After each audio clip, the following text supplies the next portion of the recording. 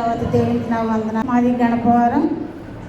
మరి నేనైతే చాలా బలహీనత పడ్డానండి. నాకు స్ట్రోక్ వచ్చిందండి. వరంగారు హాస్పిటల్లో 2 వారాలు తిప్పారు. నాకు 6 వాల్స్ కూడిపోయి అన్నారండి. బ్రతకటం కష్టమని చెప్పారు దేవారాన్ని.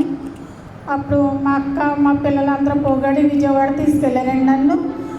మరి విజయవాడ వెళ్ళకముందు అయ్యగారు వచ్చి మా ఇంటికి వచ్చి నాకు నెత్తి మీద ఆస్త వేసి, అలాగే అమ్మ నువ్వేమీ భయపడకు, నీకేం కాదు, నువ్వు క్షేమంగా వెళ్ళి క్షేమంగా తిరిగి వస్తావని అయ్యగారు నా మీద ఆస్త వేసి ప్రార్థన చేశారు. అట్టి రీతిగానే విజయవాడ వెళ్ళాను. నాకు హార్ట్ ఆపరేషన్ జరిగిందండి.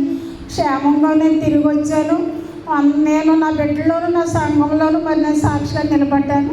ఈ చిన్న సాక్ష్యం దేవుడు దీవించిన గారి సహోదరి గణపవరం. నేను మీటింగ్ అడవుల్లో ఉన్నాను. వచ్చి ప్రార్థన చేయమన్నారు. సమయం లేదు. బహుశా నేను అర్ధరాత్రి అనుకుంటా నేను వెళ్ళాను. ఆ వీధుల్లో అడ్రస్ కూడా దొరక్క సుమారు 12 ఎంతో అయింది అర్ధరాత్రి కాడ. తెల్లారితే విజయవాడ వెళ్తున్నారు. ఇంట్లో వాతావరణం అంతా ఇంక బతకదనేసారు. అప్పుడు చెప్పలేదు కానీ కుటుంబీకులందరూ నాకు పక్కన వచ్చి చెప్పింది ఏంటంటే ఇక ఏమాత్రం అవకాశం లేదు, కష్టం బ్రతకడం అనే చెప్పారు.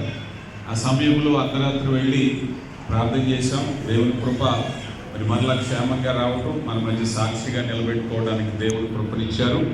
సమస్త మహిమ ఘనత ఆ దేవునికి చెల్లునుగాక. ఆమేన్.